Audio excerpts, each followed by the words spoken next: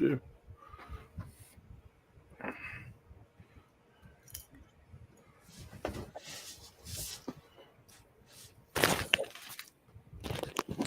everybody, welcome to the show tonight. My microphone's just fallen off. That's a good start, isn't it? I was expecting an introduction and stuff. No, these are no music around it. It just caught me completely by surprise. Yeah, these are our stripped down titles given the nature of the last week we've had. Good Lord. I know. Welcome to the show tonight, folks. I think it's fair to say it has been a quite unusual week, really, isn't it? Really. Yeah, one way and another. It's certainly been one for the history books, hasn't it? It's obviously anybody who's not aware, our Queen Elizabeth II passed away in the middle of the week, and very suddenly, got to be said. And I think we're all kind of adjusting to. We're all adjusting to the fact that we've all grown up with the Queen. And now it's kind of like we haven't got a Queen, we've got King Charles III. And it's like, okay, just funny, not a funny thing, but do you know what? I've just suddenly realised here on my workbench, it's my father's tankard that he got, and it's his Queen's Jubilee 1977 tankard. It's just like things like that. And it just kind of like it threw me because the Jubilee was a big feature of my childhood, and what can you do? It's been a most peculiar few days. Yeah, I don't think. For me, I think if we were to liken it for our American friends, the nearest I would suggest they've come to it is probably Kennedy's assassination in the last 100 years. In that kind of suddenly a nation feels whether you're a royalist, a monarchist, a Republican, or whatever, you feel a little bit adrift, a little bit rudderless. Yeah. It's really been a strange few days, and none of that takes away from the fact that as a person, she was enormously popular.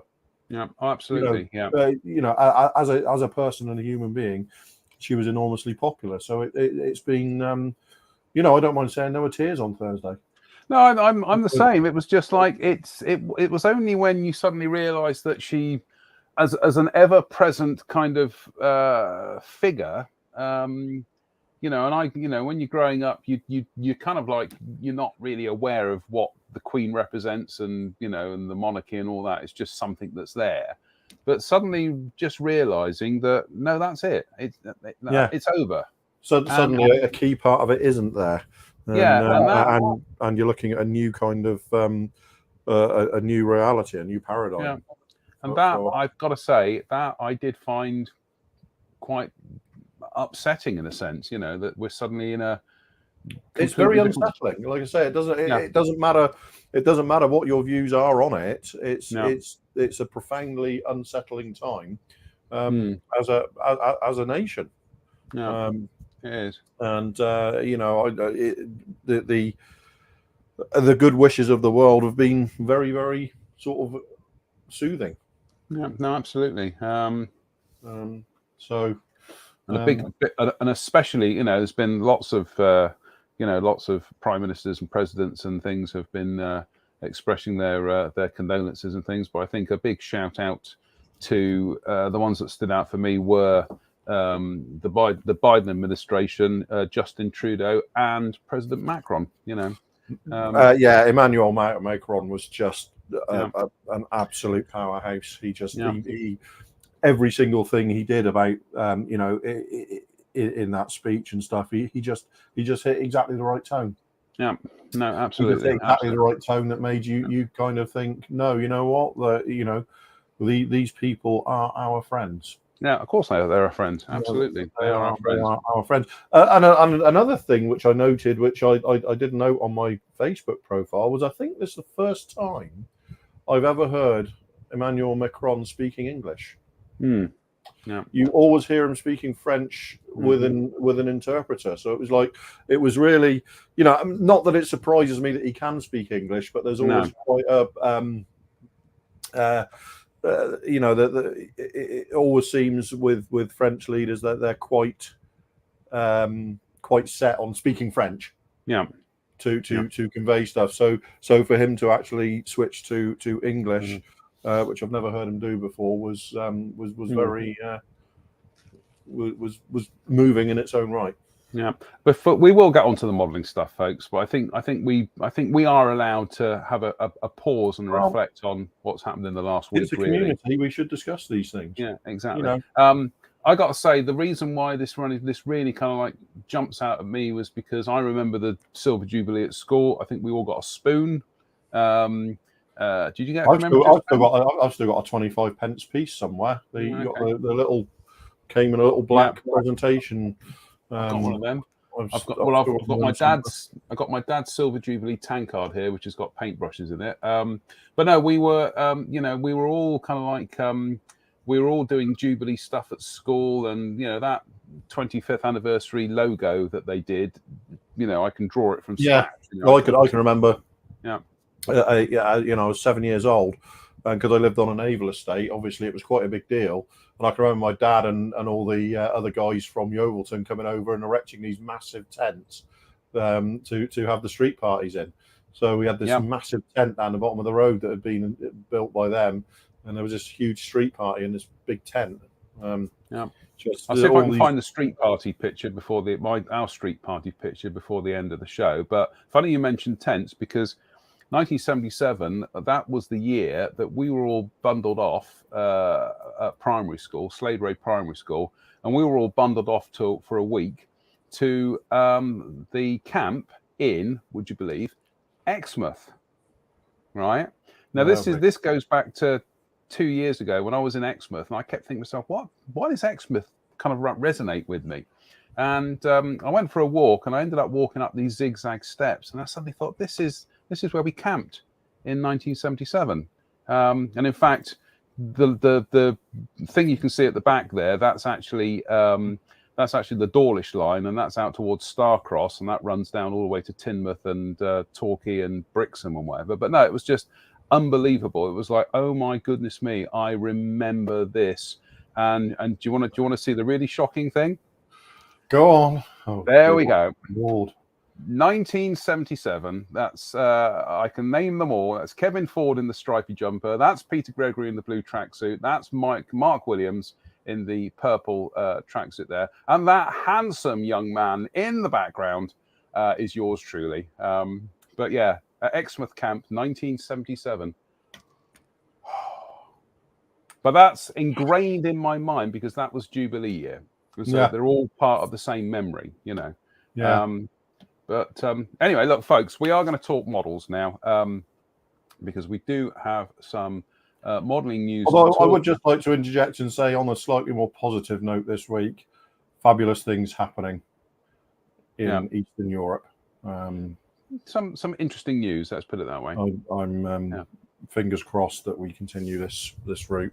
Well, talking of peace very soon.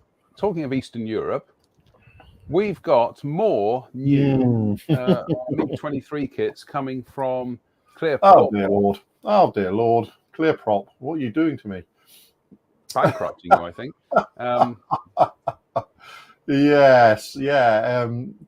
So it's a MiG-23 ML, the second release, and some very nice schemes. I don't think, in all honesty, I don't think there's going to be very much in the box that's different from the initial release, based on what I've seen of the sprues. But this is a new set of color schemes, and this is the initial one. There was a Syrian one. And this, I love the way all the Arab countries had different colors. They all had desert colors, but they were all slightly different. So this Libyan one, which is to be honest, I'd forgotten that the Libyans had the ML. I was kind of thinking them as having the earlier variants, the export variants with a Hylark, I think, radar.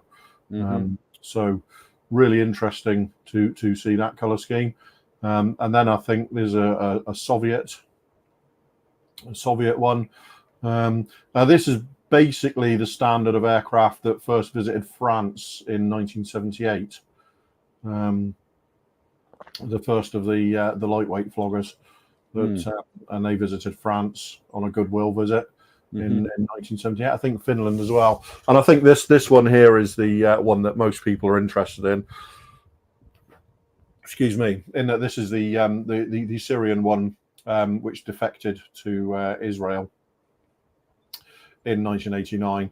This is a set of markings that are very commonly known with the that curiously misaligned.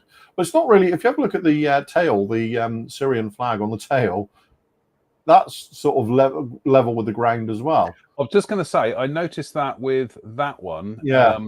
Yeah, no, that's the same aircraft. That is the same aircraft, just before and after defection. That's because it's aligned to the ground. So yeah, and it's the same with the Star of David there on the air intake. That's aligned with the ground as well. But this is the one. This is the aircraft that after the pilot had defected with it. This is the one that was used to conduct trials against the F-16As, just to get a sort of feel for the enemy, if you like. And I thought it was November 1979 rather than 89. But anyway,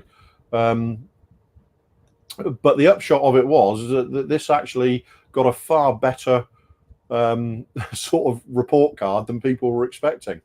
I mean, apart from the fact that it was obviously phenomenally fast in terms of acceleration, it out-accelerated the F-16. Obviously, you wouldn't want to dogfight an F-16 in one of these. You can't see anything, and it turns pretty much like the Titanic at any sort of speed. But it was about, you know, a similar size to the F-16. It had a decent radar with a limited look down, shoot down capability for semi-active radar homing missiles, which was something that the F-16A completely lacked. Yeah. You know, the F-16A was a short-range dogfighter at that point. October the 11th, 1989, Major Adil Bassi, alternatively Bassam, of the Syrian Air Force, flew his MiG-23 MLD Flogger G to Israel and requested. Isn't that funny? I could have sworn it was earlier in the 80s than that. But anyway, yeah, it was. I mean, there probably wasn't a lot to be learned from it at that point. It was by that time even the ML was you know, sort of yesterday's. This is sort of 3 years after the MiG-29 had entered service, so there wasn't a lot of a terrible amount of use to be gleaned from it, but it was still an interesting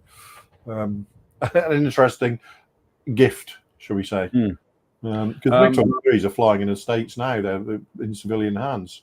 Yeah. There's at least nice one box art there. Looks to be the box art there with the Syrian one with an Israeli F-16 in tow. So yeah. Oh, there you go. Yeah. But yeah, and I believe there's one more possibly released to come from this boxing. So I'm sure they'll announce that in the next month or two. And I'm thinking that's probably going to be a very, very late MLD, which is the one with the sort of like the final MiG-23 variant with the different leading edge root extensions at the front end with different ECM and stuff. But no, I mean, I just can't wait. Yeah, Steve Moore, caseload, won't you? Sorry? You'll be buying it's like, you know, the aircraft of that, you know what I'm like with Mirages. So aircraft of this sort of generation, just Cold War era sort of things, just speak to me. Pretty sure Steve Moore's there saying, pretty sure an East German MiG-23 pilot ejected over, his aircraft flew on running out of fuel over Belgium. Yeah, that is correct. Yeah, there was I can't quite remember when that was, mid late 80s, but yeah, it flew on and then just ditched over, went into the ground in Belgium. But yeah, it's as much as I try and avoid the word needed, it's a sorely needed kit. Really. We've also got this, has been announced this week by Edward. It's another boxing of their F4, F3 Wildcat. Well, that one there's an F4, F4. F4 rather. God, always getting mixed up. I had assumed it was an F4, F3, but you can clearly see that one's got 3 guns in each wing and the bulge there for the folding wing. So that's an F4, F4. F4, F4. Although I don't know what the one behind is. I don't know if that's an F3 or an F4. So we'll find out, because we've got. There's your F4, F4. There you go. F4, F4. And I think anybody who hasn't seen this kit, it is absolutely phenomenal. It's just beautiful in every respect. And we'll just cycle through the pictures that Edward have put up on their Facebook page. That's nice, isn't it? It is. I haven't got one yet. The only reason I haven't got one, I picked one up. I picked one up a couple of weeks ago. The F4. Yeah. So I haven't got one yet because I'm waiting to see what everybody else's opinions are of the decals in this one. Based on Mike Williams' build of the silver yellow wing one, very, very much improved. Both in terms, I mean, they're perfectly usable, but the actual printing looks like it's a significant improvement as well over earlier ones. So, I mean, regardless, most of that stuff I'm looking at there, I'd mask and spray. So yeah, that's true. It's not, but the smaller markings I would obviously use the decals for. So, yeah, I think that they're kind of slowly dialing the processes in, shall we say? So, I'm certainly not minded to write their decals off just yet. Just the last couple of years worth. Yeah. I'm tempted. I'm still. I definitely want to pick one up, but I think when I do pick one up, I'm going to have an aftermarket sheet in reserve for it, rather than putting my faith in the kit decals. So that's annoying, but hey ho, you know, it's a nice aeroplane, and you know, I can never have too much Wildcat Martlet stuff in the research library. So. But yeah, another boxing coming from Edward, so that's you know, that's good news. That's put a smile on my face. And what else have we got coming up here? I'm just we're trying this new system here. Right, well, actually, we will go to you got yourself a new 3D printer, didn't you? Yeah, I finally managed to get hold of a Saturn II. The latest Elegoo 3D printer this week, and let's just say I'm impressed.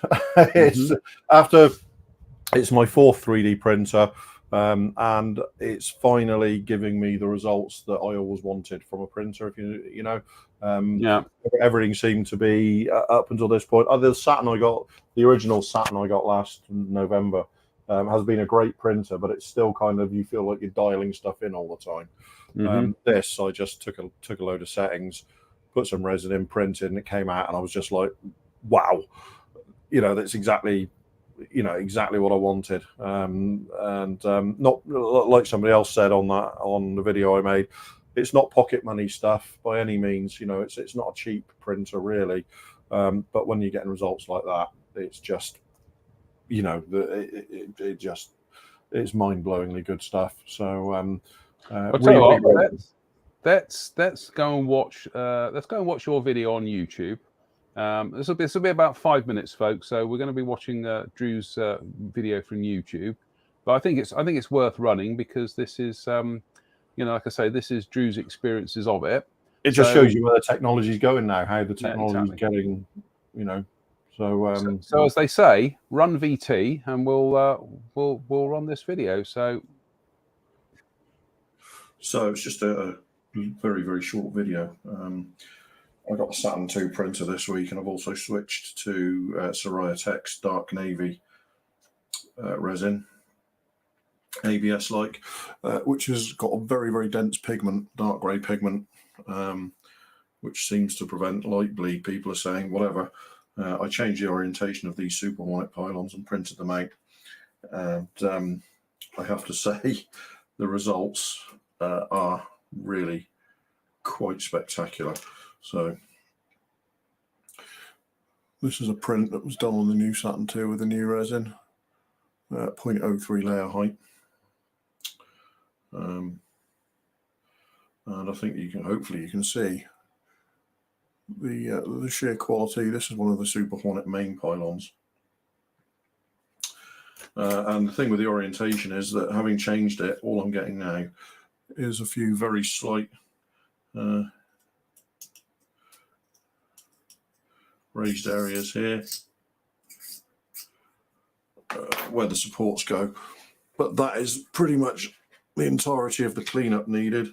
And as you can see on this Super Hornet here, the pylons will just sit on the wing on their own. So the actual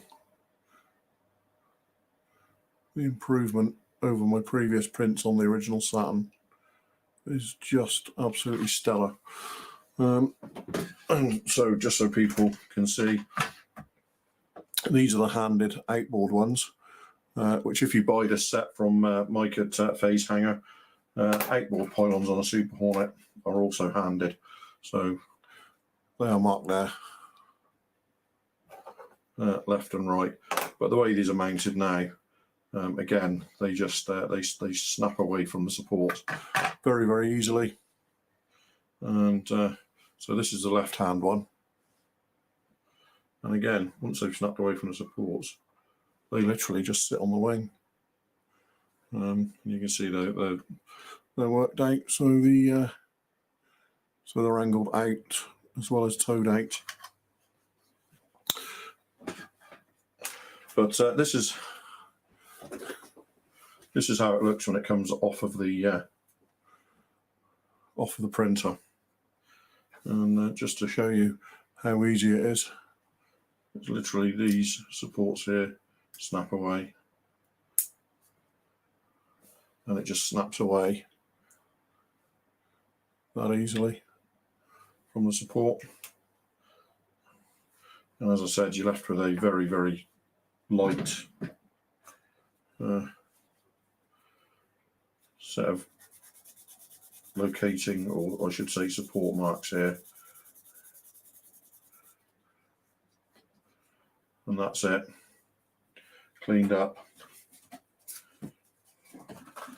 And using an 800 grit just down the front of the pylon where those very small supports went.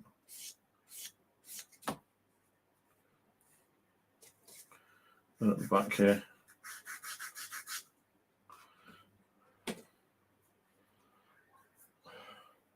And that is that pylon ready to use. So again, go like this, and then you can go. And the cleanup is so easy on it that it will just sit there on the wing on its own. So here's the right hand outboard. And that's a complete set of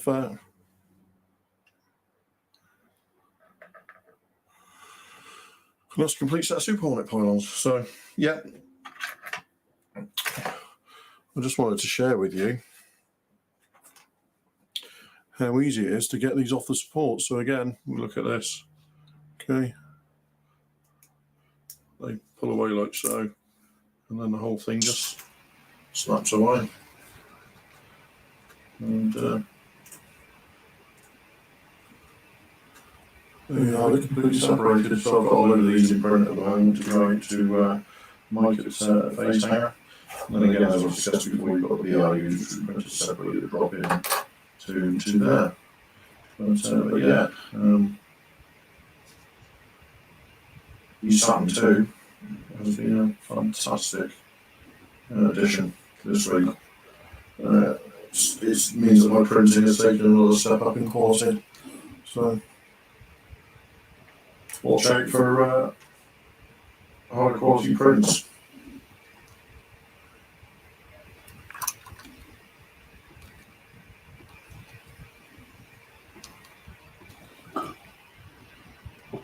Just to say that the sound feedback there was because our mics were turned on when John clicked back on. All right, I'm sorry about that. Okay, bit of an echo there. Sorry about that. Well, anyway, it's all over on Drew's channel, DrewTube.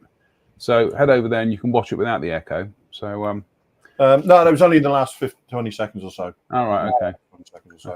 Okay.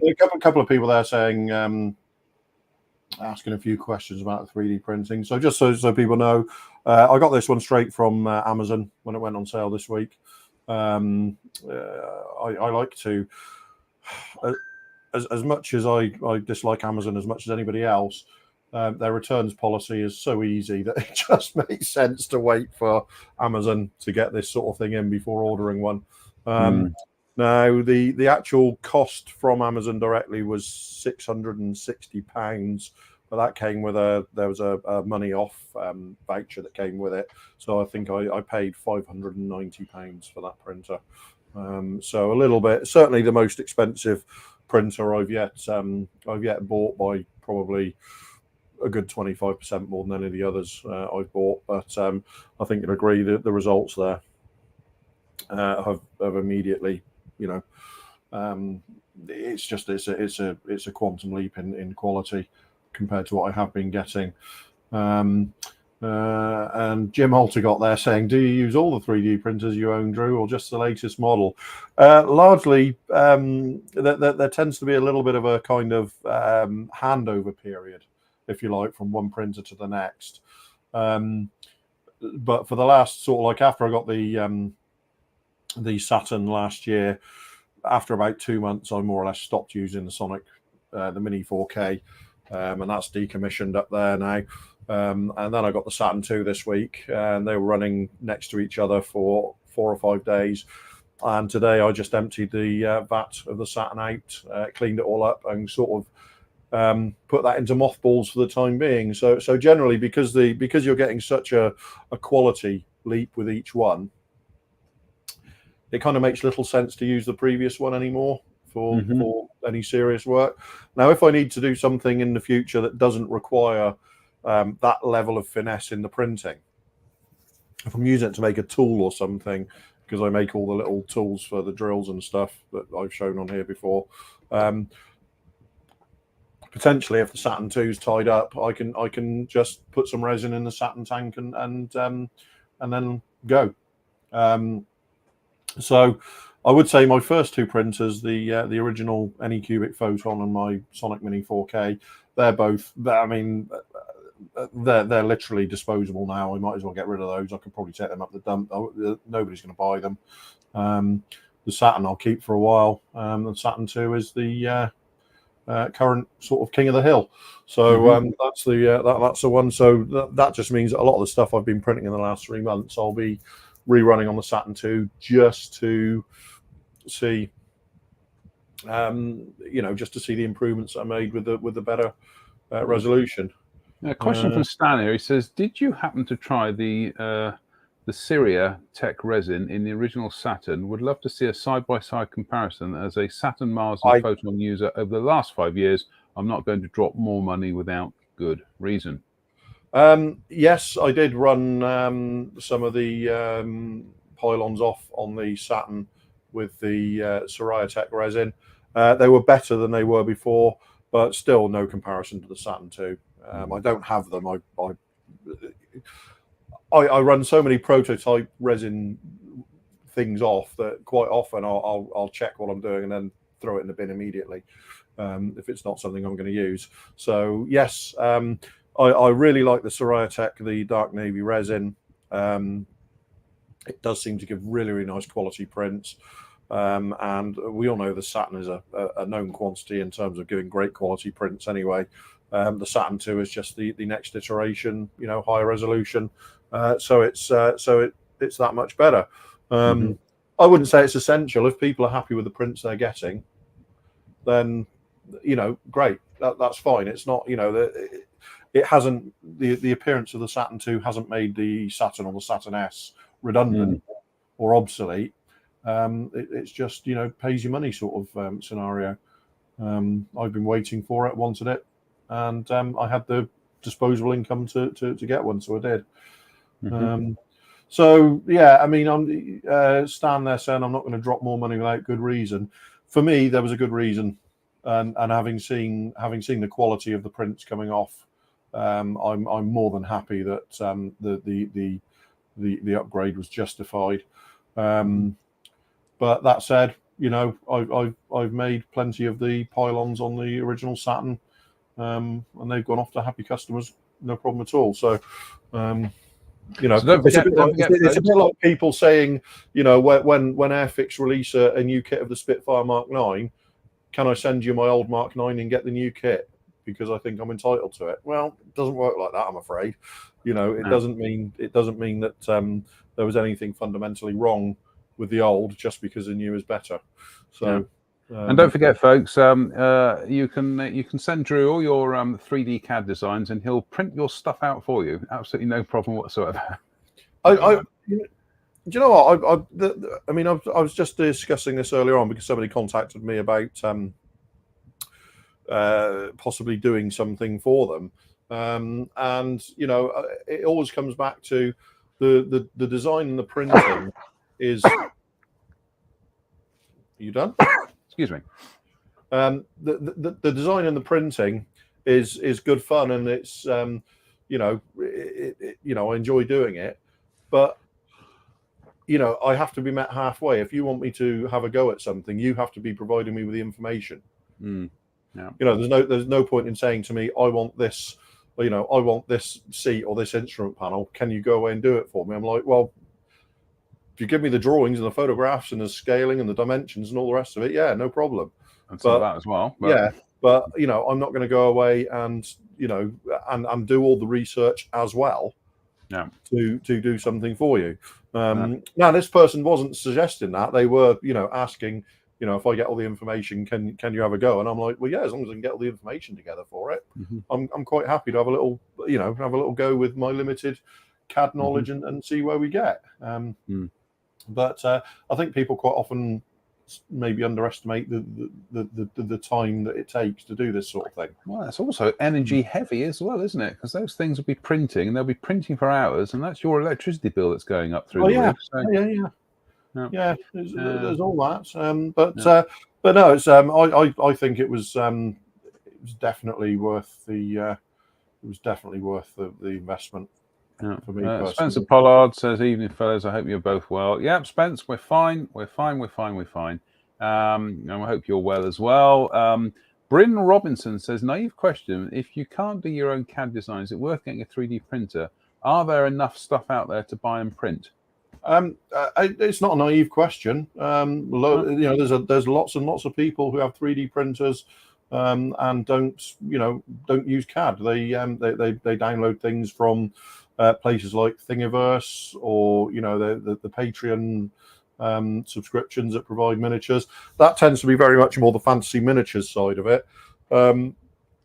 But you will be surprised if you go on Thingiverse at the amount of stuff you can find on there to download and have a and have a play with.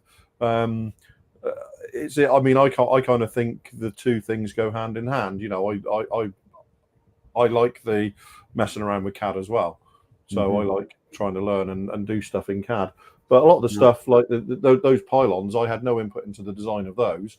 They were designed by Richard Van Zandt, who quite often is watching on here with us, and I literally just I print them out for Mike at Facehanger.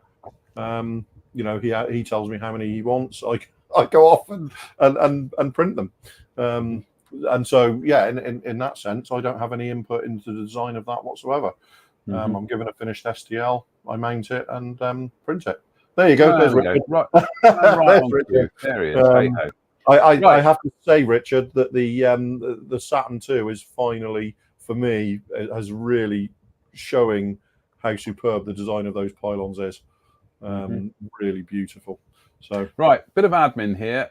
Right, it turns out that Edward kit of the Wildcat's a dual combo, and it is. I thought it was an F4 F3, F4 F3, and F4 F4 as well. F4 F4 in front, the F4 F3 behind with the So you get two kits in that box. Now we're just going to go and look at another new another new kit that's just calling it up here. Bear with me a second. Now this is border models, and I can't find the link. Duh. Here we go. This is border models, and they're doing they're doing some figures to go with their partial 35th scale U-boat that they're doing. There we go. This is off of the Modeling News website, which you can find at www.themodelingnews.com.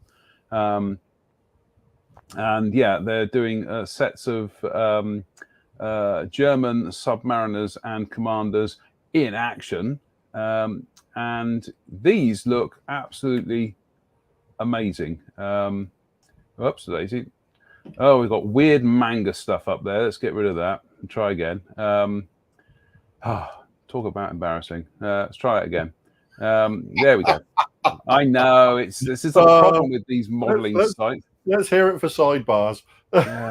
Tell me about it. I'd just kick it all off the internet, frankly. But there we go. This is the kit that this is the kit that they're doing, which is the Type 7C U-boat. But and there's some historical pictures here as well. But yeah, you get the commander and the gun loaders and everything. The sculpting, these are all done by Jason, apparently. The sculpting on these is absolutely phenomenal. It's really amazing stuff. I mean, I know Uncle Nightshift says that some really well sculpted figures or cast figures almost paint themselves, and I certainly think that's the case here. These just look brilliant. Absolutely. You know, what can you say? These are probably some of the best figures, 35th scale figures I've ever seen, full stop. They just look absolutely terrific, really. So yeah, and that, like I say, that's Border's partial U-boat. I think when they did this, people thought, oh God, they're doing a 35th scale U-boat. No, they're doing like a U-boat vignette. But I'm sure you're going to be seeing these at shows like model shows and things where people have built these into seascapes, and they've got resin gel water and waves and all that kind of stuff. But yeah, that just looks, I don't want to say model of the year, but it's edging close towards it. They genuinely that's a painting project, isn't it? Yeah. They genuinely look like real people scaled down. I know we've got 3D scanning these days, but they look just everything about the poses. They all have a weight to them, which might sound a bit strange. But yeah, they absolutely fantastic. So yeah, I can see this being a popular kit. It's going to prove to be something that a lot of people are going to be kind of like trying their hand at. And just look at that guy, the guy with his hand in the air. That's just incredible. Incroyable. Anyway, we better get rid of that page before anything else pops up from strange Japanese animation. Oh, goodness me. Hilarious. Yeah, there'll be some judicious editing of the. Actually, it wasn't anything that bad, but I just no. It's just I kind of. It's a peculiarly Japanese thing, and I kind of worry about Western people who are into it. Yeah, exactly. I understand. I understand the cultural sort of significance in Japan. Yeah, exactly. Outside of Japan, I don't really get it. But let's skip on, because before I dig myself into any more deep water here. Well, talking of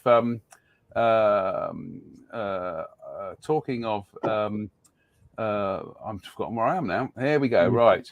Talking of sculpts, this was actually sent through by one of our viewers, and this is some work by a modeler called Darren Han, and this is phenomenal. Absolutely, this will blow your mind, ladies and gentlemen. That's obviously Bryan Cranston from Breaking Bad, and that's a fairly largish scale figure. But goodness me, he has got the I don't know how he's done it. He's got that painting has that kind of that translucency and that kind of skin quality to it. Yeah, we're all kind of like it's slightly creepy, and it looks like a head on a spike. It does look like a head on a spike. But it's so, it's so utterly perfect. In terms of the shading and the way he's got that kind of the stubble on the head and the chin and the cheeks for that matter is just phenomenally well done. I think it makes you realise when you see a lot of painted busts how they tend to be in a very painterly style. I'm not criticising it. It is a definite style that's done when it comes to painting large scale busts and things. But what he's doing here is just different levels of photorealism with his painting. And that's I've got nothing. I've got nothing to say. No. It's just I wish there would. Are there YouTube videos showing this kind of stuff going on? I think there are. Or do people sort of really jealously guard their techniques for getting these sorts of results? I've seen one video, and to be honest with you, the techniques that were used would surprise you because there's how can I word this without sounding dismissive of the massive amount of skills these painters and figure modelers have. But there was a lot of stuff like sponging to get different skin tones and textures and things, which when you think about it, that's what makeup artists do when they're doing film makeup.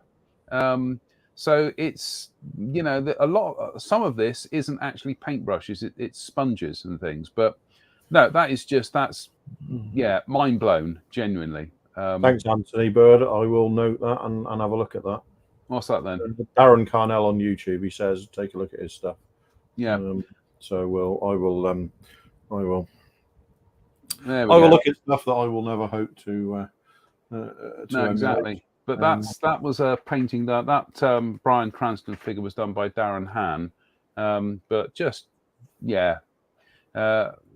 it just makes you realise how some people can elevate this hobby into a completely different level, really. But a lot of time there saying that Calvin Tan's figures are something special. Yeah, they're absolutely phenomenal. But Calvin doesn't tend to do stuff this big, and no, his stuff is phenomenal in a different way. Yeah. I love watching Calvin Tan at work, and I love listening to him as well. He's great fun to listen to, isn't he? When he's talking. I know I've got a couple of his DVDs, and the one where he's doing the painting the crew tanker, that is literally in real time, and so it's about a 3-hour video, but he is, you are watching him painting, going from priming it to actually painting it, and you're watching it, and it literally is almost in real time. And he is ridiculously talented, Calvin Tan. Yeah, we watched that one night at your place. We did, yeah. When we came back from Telford, we popped it straight on, and I dip into that all the time, trying to remember all the things that he does. And as soon as I sit down here with a paintbrush, memory, talent, and ability completely escape me. But apart from that, right, and we've also got this to have a look at, which is now this is a bit of fun. Let's just bring this up. It's not as straightforward. I wish StreamYard would streamline this, if you pardon the pun. It's got to be an easy way of doing this, and they're making it hard. I think they're taking tips off of YouTube. Here we go. Now this is a special offer. This is to do with 50 years of AMT Star Trek models. Now, AMT were I think they were the American Metal Toy Company, I think was their name. That's what AMT stands for, apparently.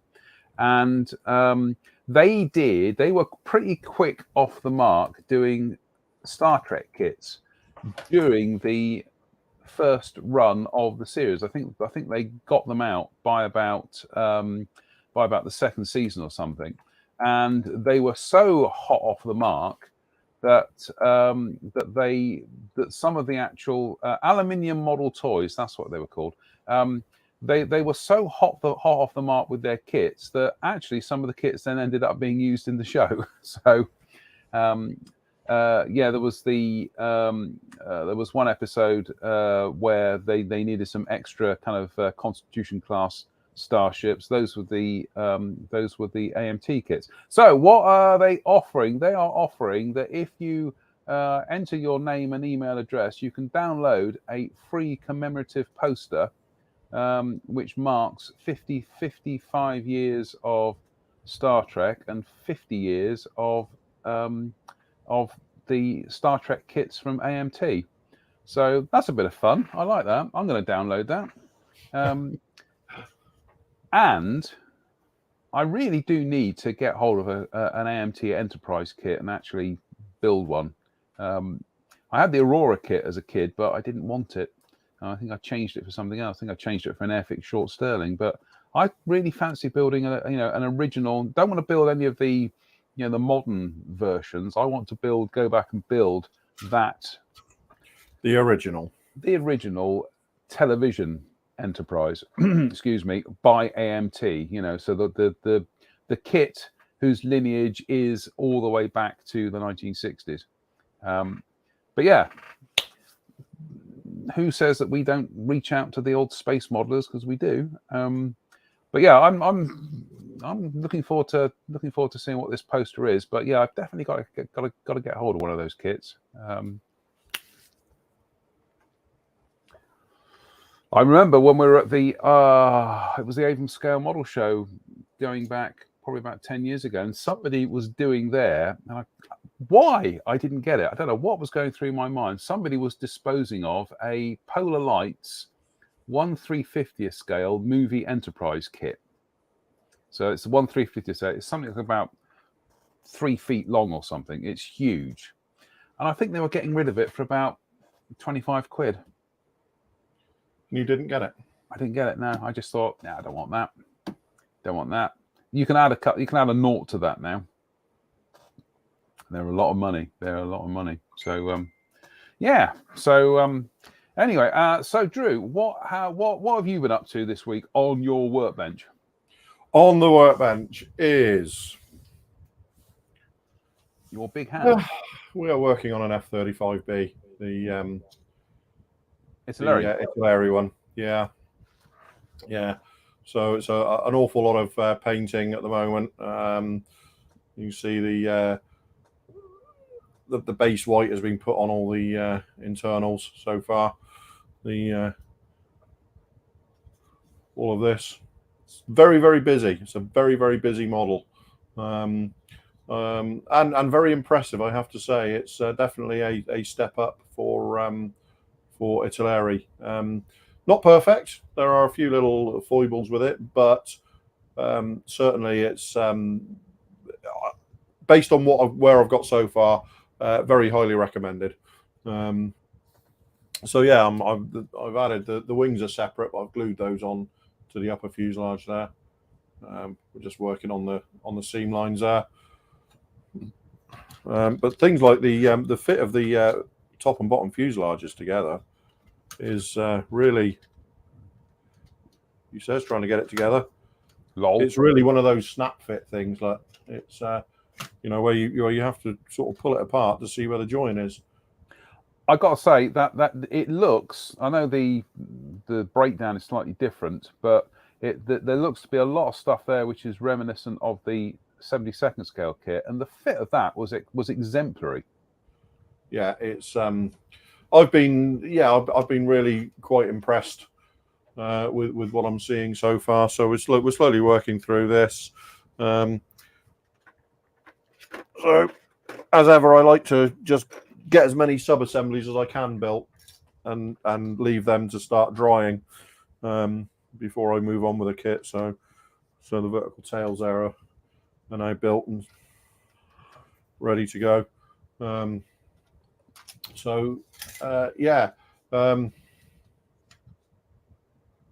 starting to come together. So yeah, I think it's a definite step up for Italeri. I'm really, and the quality of the plastic is nice as well.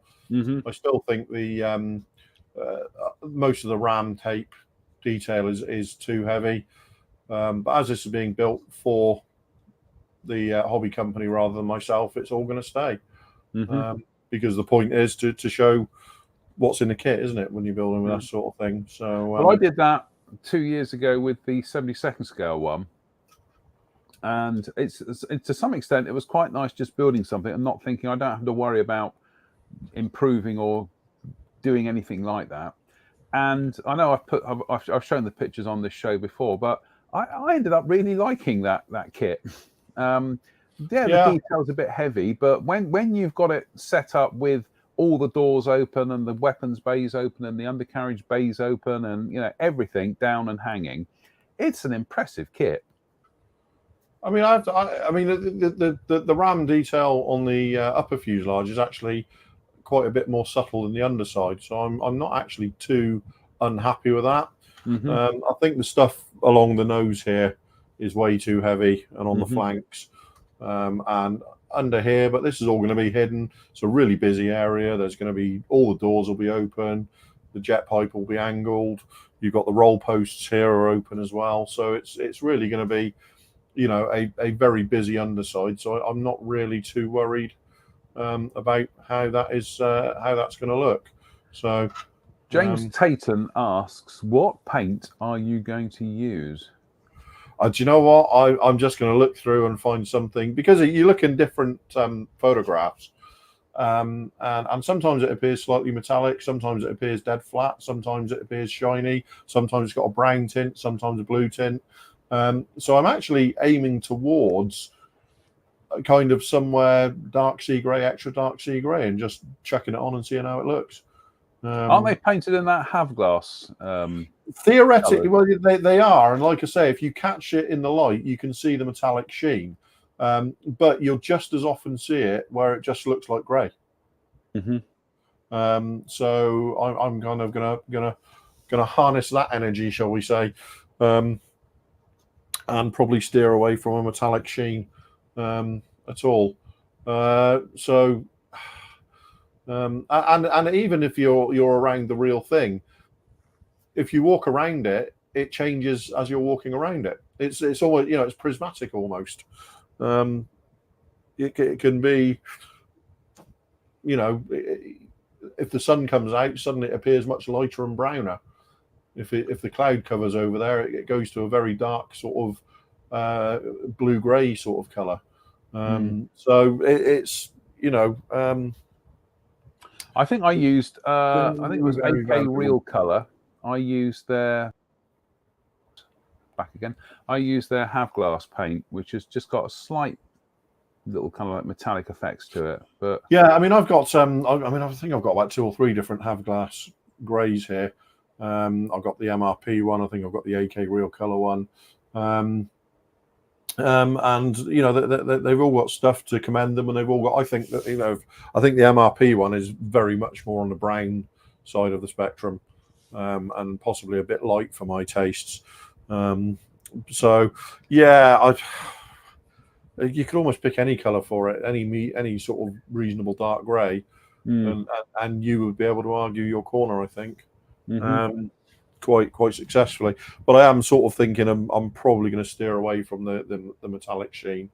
I don't really, and I'll go with it's in that kind of lighting condition.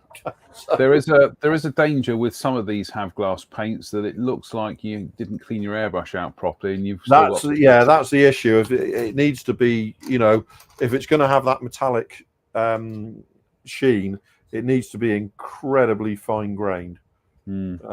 So it doesn't look like a flake effect. It has to look like a. In fact, I think I did the about 14 or 15 years ago now. I built the Revell F22, and I used I mixed the greys, and I mixed in some SNJ polishing powder to them. Yeah, exactly. Yeah, remember that? Remember SNJ polishing powder? S&J polishing powder. But that was like such a completely, incredibly fine powder. It wasn't like flake at all. It was, powder, and that actually worked really quite well, I thought. And I really liked the finished result.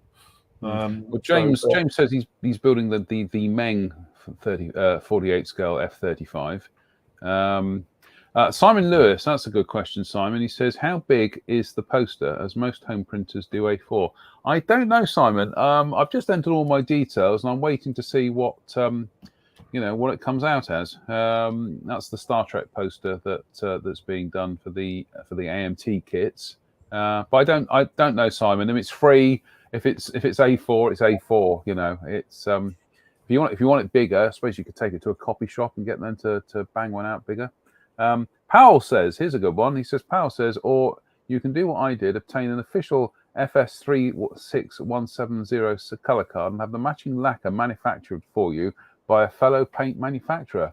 But I still don't think that particularly works, because I think it's such a variable color anyway. It kind of, it gives you the federal standard color, but it doesn't always represent the majority of F-35s that you see out there. So it's as good a place to start as any, I suppose. But yeah, I'm just happy to find in amongst, I've got a couple of greys in my paint collection, believe it or not. There's one or two, so I'm sure I can come up with something. I'll tell you something. This was going back about 10 years ago, and I actually had some. It was just like some samples of. It was some British Standard colours. I think it was medium sea grey and something else. But I tried them out on a model. This is proper, actual BS 361 medium sea grey. Way too dark. It was the right color, but it was way too dark for a scale model. And this goes to this thing that you get arguments with modelers about scale color. But actually, I'm edging towards scale color now because, I've done this. We did this when I was at art college. One of the few things I remember about art college, apart from the shop across the road with their cheese and onion rolls. But it was that you can hold something up in front of you, a color card. Then you get somebody to walk 50 yards away and hold that color card up again. Then compare the two, and even at 50 yards, it's suddenly lighter. Now you're going to get people who will, who are going to argue the toss on that one, that the color doesn't change. So the color doesn't change, but its actual kind of reflectivity, and it's it is affected by atmospherics and light. Yeah, the atmosphere affects the color. Yeah, I mean, I'm a big fan of not scale color in an absolutist sense, but a model has to match my mental image. Yeah. And sometimes that mental image is not reflected by what the paint should be. And I go back to my Leopard 2 that both my Leopard 2 and Spencer's Puma that we both did in incredibly lightened versions of the 3-color NATO camouflage. But it looks dead right to my eye. As Chris Ellis says, sometimes our impressions of a subject don't necessarily scale down or scale up. If we see something on a full-size subject and it's missing on a model, it is conspicuous by its absence, which is why we go back to kind of like Italeri's brilliant little helicopter kits they used to do in the 80s and 90s. They've all got raised panel line details, but to me, they look spot on. As soon as they went over to doing engraved panel lines, they lost it. So yeah, I mean, for a long time, their engraving work was pretty poor. It has to be said. Yeah. I'm just playing catch up with some. Here's a good one from John Connolly. I like this one. He says, "Hi guys, what's the view on old school vac form kits? I remember reading Scale Aircraft Modeling magazine and Jim Howard, I think, vac form builds. My view is there's nothing wrong with it. If you want to build some vac forms, go and build some vac forms." Yeah, I mean, I think the thing with vac forms these days is they're just not very available. I think Broplan in Poland are still doing vac forms, and they are, absolutely superb. But so many other mediums now have replaced them. It's availability. But I've still got a Savage, a rare plane Savage, up in the attic, which will now likely never get built unless the Rodham one turns up and turns out to be a real clunker. Which I don't see realistically. I don't see happening. But I think it's almost like wooden models. It's just a for the mainstream, and I talk mainstream. Vatforms were never mainstream, but for modelers they were. It's just been left behind by technology, I think, for the most part. Wooden models or solids, as they were known, Drew. Solids. But it's just you will always have people who swear by them. But in terms of the the mainstream, they just kind of get left behind by technology, don't they? Yeah, I do think our dear friend Robin Powell is still a proponent of vac form. Yes, Robin is not scared of a vac form, shall we say? There's not a lot of modelling stuff that scares Robin. I'm trying to think. What was the last vac form I built? Oh goodness me, we're going back 20-something years or more. It was probably one of Tara Tominari's kits from Dynavector. Yeah, I'll tell you what. Mine was the Dynavector Hornet. So yeah, I think it was probably the Dynavector Wyvern, quite possibly. Mine was the Dynavector Hornet, and I got the first one that he put on sale because he first put it on sale at a Yeovilton show one day, and I got there before he opened the stand and grabbed one. I can remember going back to 1995-ish on the Airfix stand it wouldn't have been Telford, it would have been Castle Donington back then, and that was when they announced in 1995. That's when they announced the Griffon engine Spitfires and Seafires, the 22 and it was the Seafire 46, 47 and the Spitfire 22, 24, and they needed a mock-up model. So I built, I think it was the Kiwi manufacturer, Falcon. I built their vac form Seafire 47, and blah blah blah. Took it to the show, so it was just on a revolving stand and whatever. So it was there just as a representation of what they were going to do next year, and it was quite funny. People kind of people going, "Oh God, yeah, that looks really detailed. God, is this the kit?" And it's like, no, it's a vac form. It's a vac form. It's not a very well built vac form, to be honest with you, but it's funny how people see what they want to see, and they thought this was the actual injection molded kit, and it was like, well, no. I mean, the injection molded kit came out; it was even better. That was still a beautiful kit. That's still a banger. They are still bangers. But it's funny that. But no, I think a bit like you would have been Dynavector. One of Taro's kits. Yeah, it definitely was for me. Definitely was for me. And if nobody has ever seen one of Taro's Dynavector kits, they were the Tamiya of vac forms. They were just absolutely top class. I think it was fair to say that even somebody with no vac form skills could probably turn a good model out of one of Taro's models. Yeah, I mean, it was certainly one of those ones where if somebody says, I want to try a vac form model, what should I get? You just went, anything by Dynavector. Yeah, absolutely. I built the Gannet as well. I did build the Gannet. Yeah. Yes, I built the Gannet as well. That was a big old lump. That was. We got a question from John. He says, "With the internet, are modelling magazines still viable?" Good question, John. Some do continue. Some have gone by the wayside, but some do continue. So I think it all depends on the market. The market decides, doesn't it? And I think the market is still there. So, as long as the market's there, somebody's going to fill it. No, absolutely. So, it do seem to be a lot of magazines out there at the moment. And Mike, here's a good one. Mike, this is a good one. Mike Williams says, he says, Hawkeye Hobbies, now defunct, if I recall correctly, made a thinned enamel called Raptor Sheen which was designed to be mixed with Model Master enamel paint. I used it on the Hasegawa 140 Scale F22. It kind of worked in that you could see it in different light conditions. So was it like a pearlescent paint, was it? I remember that Raptor sheen. Yeah. So was it like a pearlescent paint? Yeah, I think so. That sort of thing. It was like a very, very fine metallic. I can remember somebody on I think it was Hyperscale back in the day actually painting a Raptor with he was mixing actual metallics to represent the greys, and it looked really, really good. It looked absolutely excellent. Yeah, it's all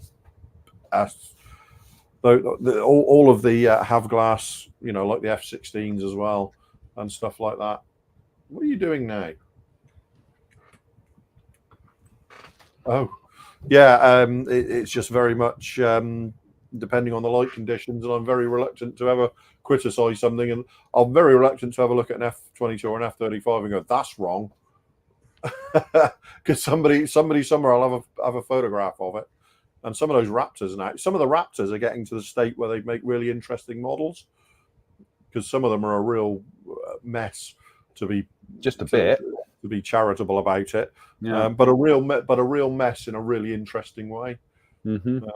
So yeah, they're starting to get that. It's starting to get that way. Dean Trower, hi guys. Yeah, I just saw that. I thought there's one for you, Drew. In your opinion, what is the best F-15E kit in 172nd Academy? Next question. The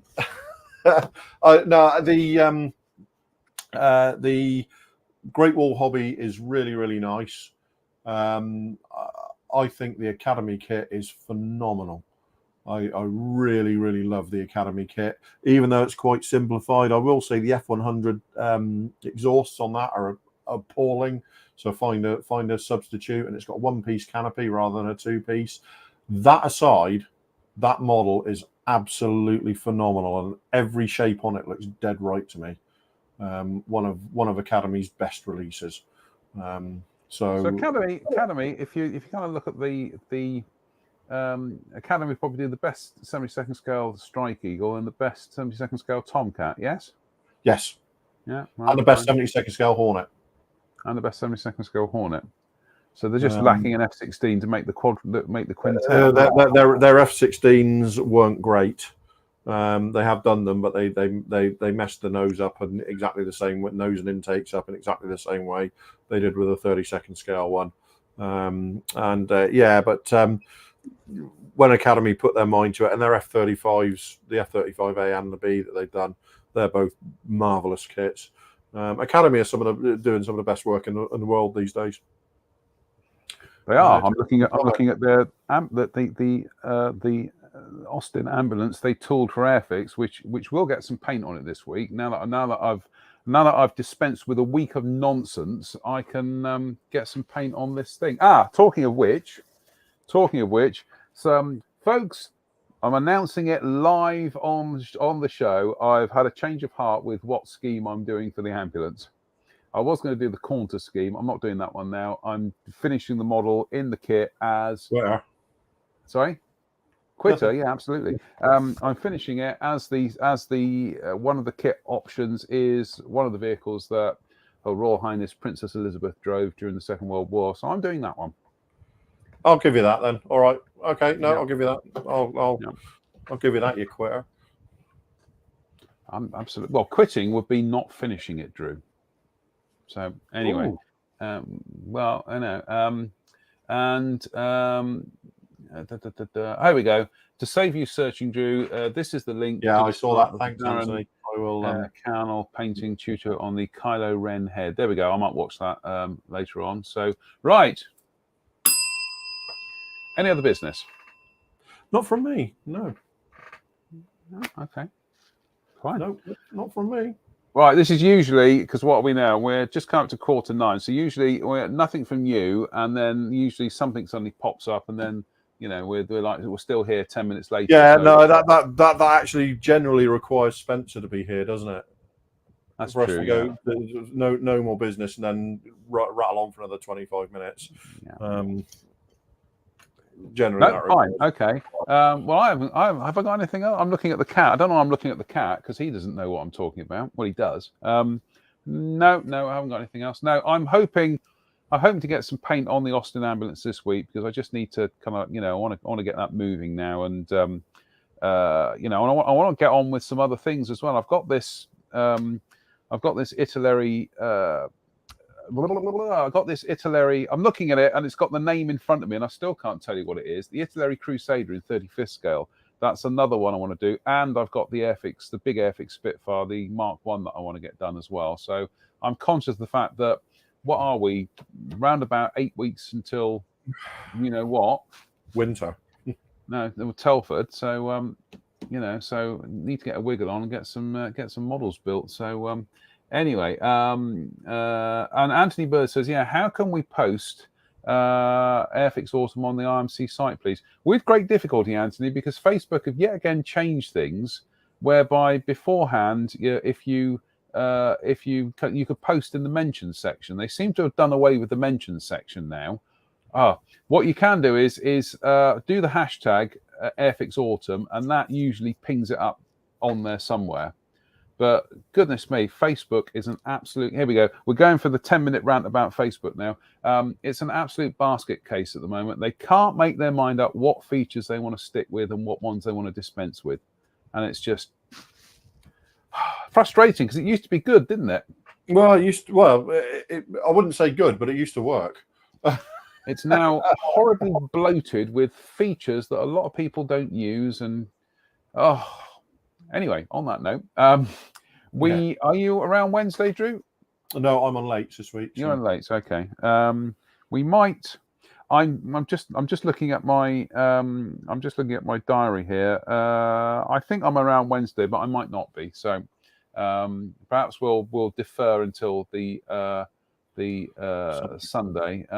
Jim Ortegat says, how about posting on your Gmail? You can you can send them to our Gmail address, Jim, which is intmodco@gmail.com. But it's just annoying that people have lost that facility to actually post directly to the Facebook page. Thanks, Facebook. Anyway. Yeah, I'm sure Facebook are looking for a way to monetize that feature as we speak. Oh, that's let's just say at least we are using Facebook, because if we were trying to do this through YouTube, Facebook would be blocking it completely. They wouldn't let it go anywhere near their platform. So anyway, look, that's rant over. Yeah. On that note, just to say thank you to everybody who's tuned in tonight. Do keep your hashtag Airfix Autumn builds going. Do include the hashtag if you're posting to our Facebook page, and it will ping up somewhere, or it will kind of come up into our feed in one form or another. I also do have to issue an apology. I'm just calling it up here. I'm just going to issue an apology to Jan Dorn Johansson, because he did ask me to do a talk for their annual show a couple of weeks ago, and I said yes. And then a combination of I forgot all about it, but also he was messaging me and no notifications were pinging at all from Facebook, so I wasn't aware he was messaging me. So unfortunately, I missed his show. So I apologise to Jan for that. That was really annoying, but we are going to get him on the show by recompense, and then we'll try and do something again, for next year. But again, Facebook, it works 1 minute, it doesn't work the next. Yes. Anyway, on that note, thank you to everybody who's tuned in tonight to watch mainly two middle-aged men complaining about Facebook. We'll be back, probably back on Wednesday, but we're definitely back on Sunday. So until then, as always, stay safe, stay out of trouble, and tonight we'll leave you with this. Good night. Take care, all.